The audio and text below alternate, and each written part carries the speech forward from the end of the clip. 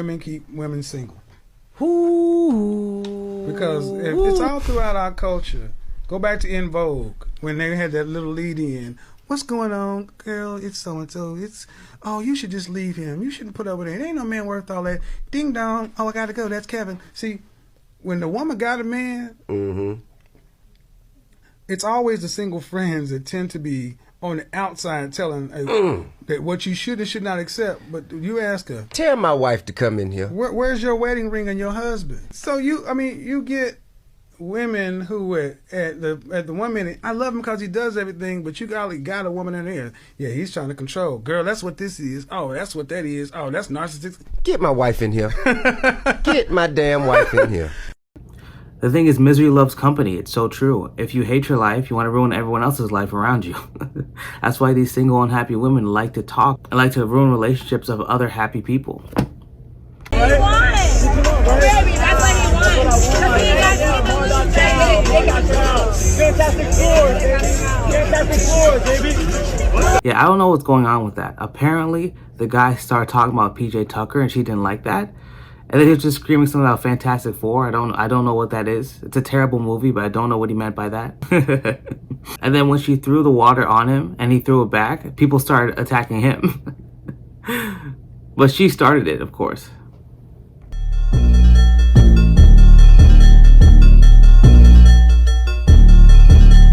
Oh, how the tables have turned. She called Jay Cutler crazy when he's worth $130 million? What?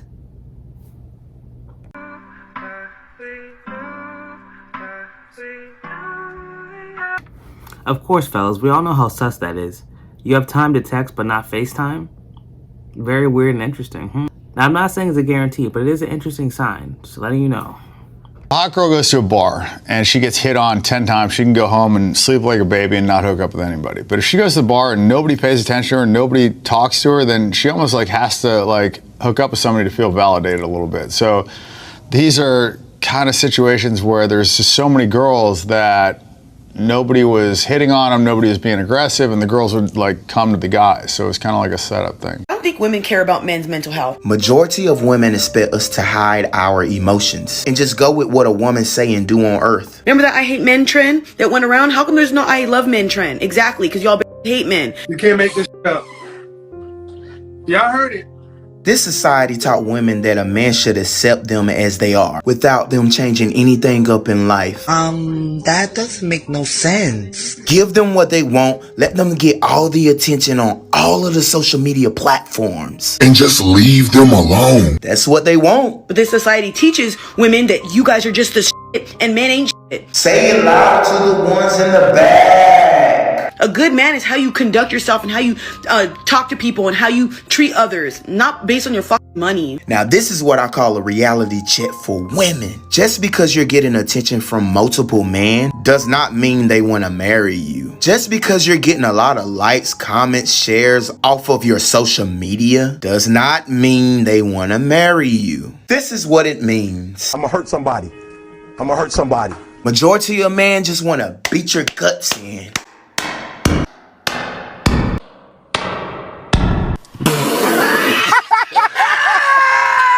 Because you're promoting those type of vibes. Message! If you don't respect men around you, you don't like them, and you keep saying that they're worthless, then you're probably going to end up alone forever. And when you're 45 and want kids, it's going to be impossible because now nobody's going to want you from what you said. And also the fact that men your age like younger women. So now, you're just digging yourself in a hole. No, we do have time. Because this is our time now. This is our prime. You had your time. The problem is, you went out with all these 30-year-old guys that have money and were successful. Now that you are 30 years old yourself and those guys don't want you anymore, you're trying to go for the new 30-year-olds, but we don't want you. Yeah, I knew Dad wouldn't do that to me. He was his only son. Yeah. Alright, come on. Apparently he left a note. Dear Andrew and Lucy. Yes, you saw it correctly. That is what I said. It is what it is. When I called your names multiple times when I was moaning and groaning for years, you guys ignored me. Olivia, however, spent all of her college years all of her working years taking care of her family, and still rushing over here to take care of me. Out of the 6 years that I've been sick, I saw you guys one time. One time. And that was when I saw you both walking past me to see if I was still breathing. Olivia, I want you to have a great life. I want you to continue doing great things. I leave my... Look, even though this is fake, this has definitely happened before.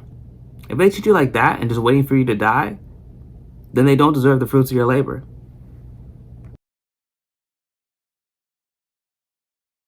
What is something you will not apologize for?